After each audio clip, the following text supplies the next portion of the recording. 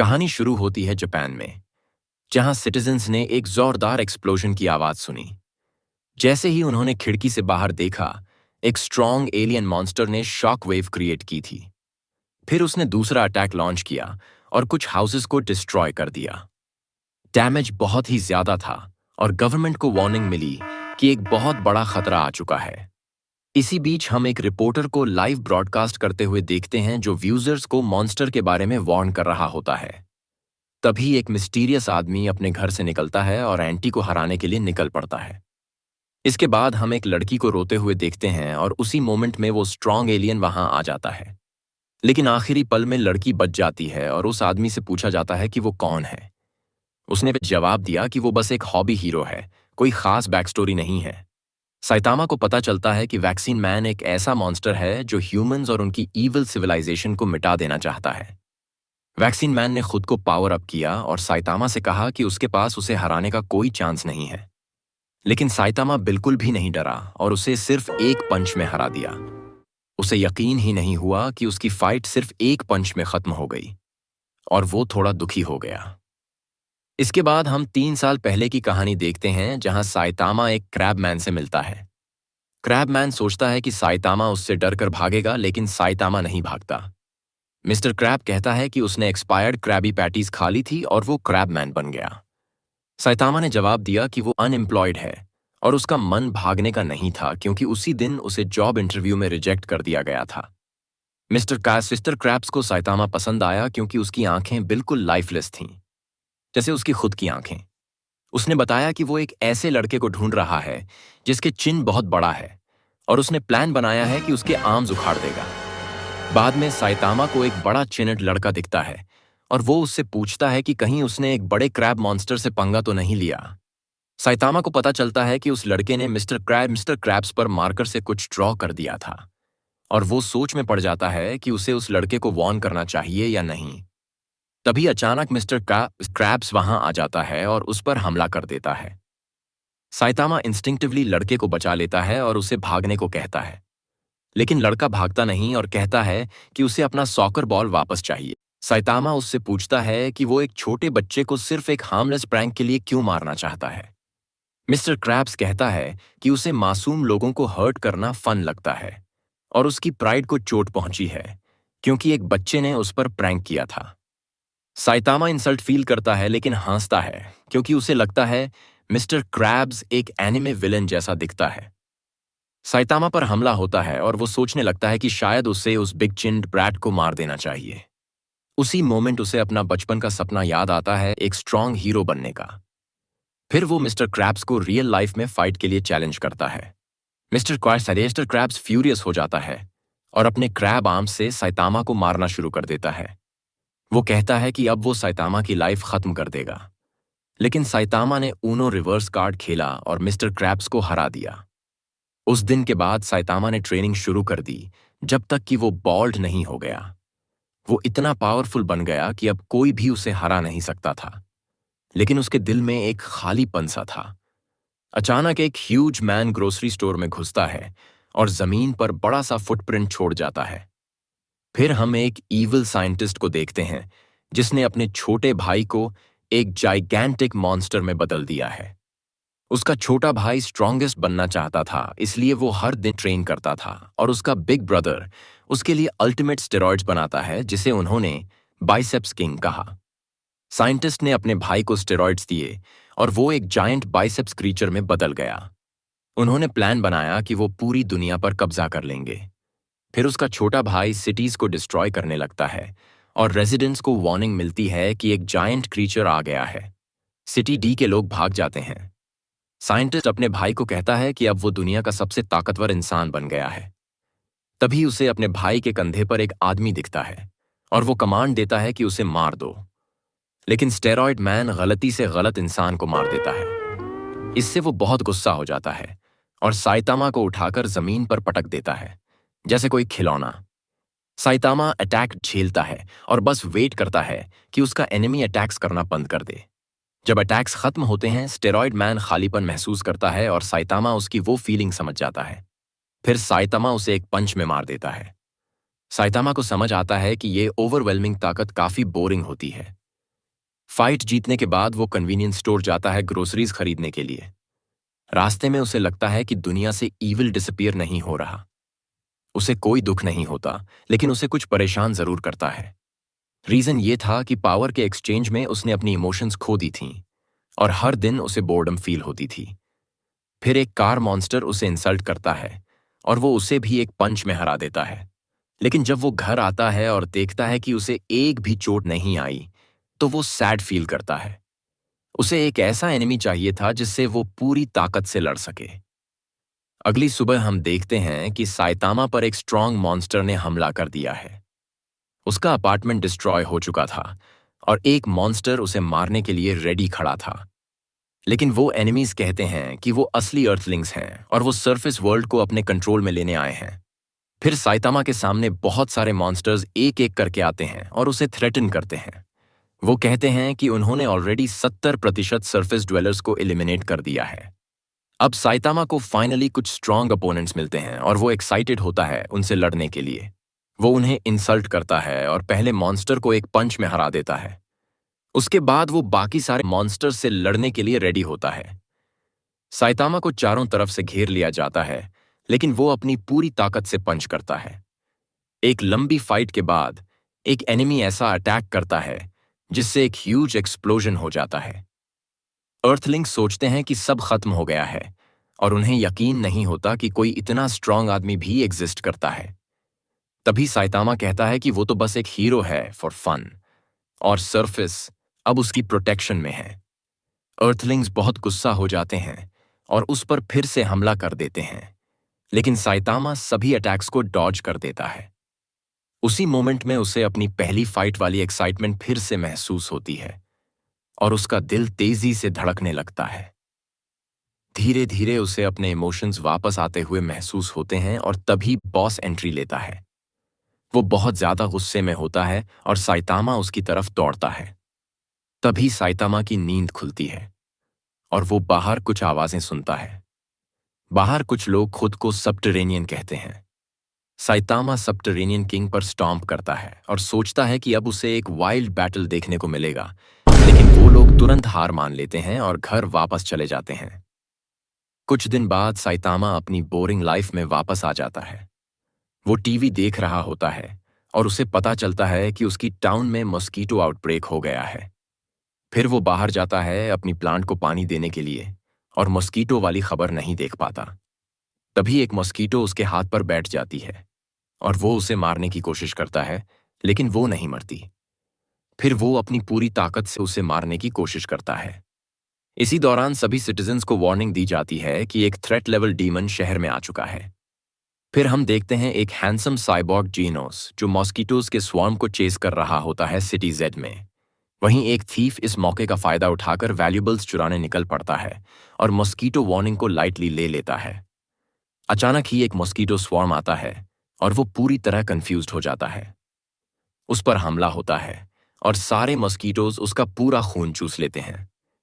फिर हम देखते हैं मॉस्किटो क्वीन जो इस बात से खुश नहीं होती कि उसे बहुत कम खून मिला है। तभी जेनोस आता है और उस पर आग से हमला करता है। उसे समझ आ जाता है कि यही क्वीन सारे मॉस्किटोज को इंसानों का खून चूसने के लिए कमांड कर रही है और अब उसका अगला टारगेट जीनोस है। वो सारे मॉस्किटोज को जीनोस का खून चूसने का ऑर्डर देती है, लेकिन जीनोस उनके ऊपर एक पावरफुल फायर ब्लास्ट करता है। क्वीन को यकीन नहीं होता कि जीनोस ने उसके सारे प्यारे मॉस्किटोज को जलाकर राख कर दिया। वहीं दूसरी तरफ साइतामा को लगता है कि उसने मॉस्किटो को मार दिया, लेकिन वो फेल हो जाता है। फिर जीनोस अपना अगला अटैक क्वीन पर लॉन्च करता है, लेकिन क्वीन उसके अटैक्स को सह लेती है। जीनोस अपनी पावर को और बढ़ाता है और एक और जोरदार फायर ब्लास्ट करता है, लेकिन मॉस्किटो क्वीन उसे डॉज कर लेती है और उसके एक आर्म को नोचकर अलग कर देती है। वो जीनोस को कमजोर समझने लगती है, लेकिन जीनोस अचानक उसके लेग्स रिप ऑफ कर देता है।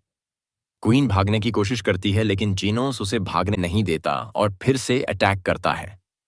क्वीन समझ जाती है कि जीनोस काफी डेंजरस है, तो वो अपने पूरे मॉस्किटो गैंग को कमांड देती है कि सारे जानवरों का खून भी चूस लो ताकि वो और ज्यादा पावरफुल बन सके। जीनोस तैयार हो जाता है अपनी पूरी ताकत से उसे खत्म करने के लिए। तभी अचानक साइतामा एंट्री मारता है। हाथ में इंसेक्ट स्प्रे लिए हुए, सिर्फ एक मॉस्किटो को मारने की कोशिश करते हुए। वो मॉस्किटो स्वार्म को देखता है और जीनोस उसे भागने के लिए कहता है, लेकिन साइतामा टाइम से एस्केप नहीं कर पाता और मॉस्किटो क्वीन अपना अगला अटैक प्रिपेयर करती है। उसी मोमेंट में जीनोस अपनी साइबॉर्ग पावर से सारे मॉस्किटोज को जला देता है, बड़ी आसानी से। उसे लगता है कि उसने विक्ट्री पा ली है और शहर तबाह हो चुका होता है उसके ब्लास्ट की वजह से। वेल डन, तालियां होनी चाहिए। तभी साइतामा जेनोस को थैंक करता है उसे बचाने के लिए, और जेनोस हैरान रह जाता है कि साइतामा अब भी जिंदा है। फिर मॉस्किटो क्वीन हंसने लगती है। वो अब भी जिंदा थी। उसने इवॉल्व करके सुपर सेल मॉस्किटो का रूप ले लिया था और अब वो अपनी सुपर स्पीड से जीनोस पर हमला करती है। जीनोस उसका अटैक डॉज नहीं कर पाता और बुरी तरह इंजर्ड हो जाता है। उसे रियलाइज होता है कि उसका एनिमी अब पहले से कहीं ज्यादा पावरफुल हो चुका है, क्योंकि उसने बहुत सारा खून एब्जॉर्ब कर लिया था। जेनोस डिसाइड करता है कि अब वो अपनी लाइफ सैक्रिफाइस करेगा और सेल्फ डिस्ट्रक्ट मैकेनिज्म एक्टिवेट कर देता है। लेकिन तभी लास्ट मोमेंट में साइतामा फिर से एंट्री मारता है और क्वीन को बस एक थप्पड़ में उड़ा देता है। अगले दिन जेनोस अपने नए मास्टर से मिलने आता है, लेकिन साइतामा सोचता है कि शायद ये कोई जोक है। साइतामा उसे कहता है कि वो किसी अप्रेंटिस को ढूंढ नहीं रहा, और जेनोस के साइबॉर्ग बॉडी को देखकर थोड़ा कंफ्यूज्ड हो जाता है। जेनोस सोचता है कि शायद साइतामा खुद भी एक साइबॉर्ग है और उससे पूछता है कि उसके हेड पर जो स्किन कलर्ड आर्मर है वो क्या है। साइतामा को लगता है कि उसे बुलीड किया जा रहा है और जेनोस अपने रूड वर्ड्स के लिए माफी मांगता है। इसके बाद जेनोस अपनी बैक स्टोरी बताता है कि उसके परिवार की मौत एक एक्सीडेंट में हो गई थी। साइतामा को पता चलता है कि एक साइबॉर्ग ने कंट्रोल खो दिया था और जेनोस किसी तरह जिंदा बचा था। फिर वो खुद भी एक साइबॉर्ग बना ताकि उस ईविल साइबॉर्ग को ढूंढ सके और खत्म कर सके। कुछ घंटे बाद साइतामा उसकी लंबी कहानी से बोर हो जाता है और उसे रोक देता है। इसी बीच एक और ईविल साइंटिस्ट को पता चलता है वे कि उसका प्रोटोटाइप मॉन्स्टर खत्म हो चुका है। उसे आइडिया आता है कि वो साइतामा को स्टडी करेगा अपने नए एक्सपेरिमेंट के लिए, तो वो अपने असिस्टेंट को एक बेट भेजने को कहता है। जेनोस साइतामा से रिक्वेस्ट करता है कि वो उसे भी अपनी तरह स्ट्रांग बनना सिखाए। साइतामा कहता है कि वो उसे सरपास कर जाएगा, लेकिन पहले पूछता है कि क्या वो उसके सीक्रेट को झेल पाएगा। तभी एक मैंटिस मॉन्स्टर आता है और साइतामा उसे एक पंच में उड़ा देता है। फिर कुछ और एनिमीज बाहर दिखाई देते हैं। जीनोस विंडो से बाहर जंप करता है, लेकिन साइतामा ने पहले ही उन सबको हरा दिया था। तभी अचानक साइतामा पर एक और हमला होता है, लेकिन वो कहता है कि वो बिल्कुल फाइन है। इसके बाद एक साइबॉर्ग दिखाई देता है और जेनोस सोचता है कि क्या यही वो साइबॉर्ग है जिसने उसके फैमिली को मारा था।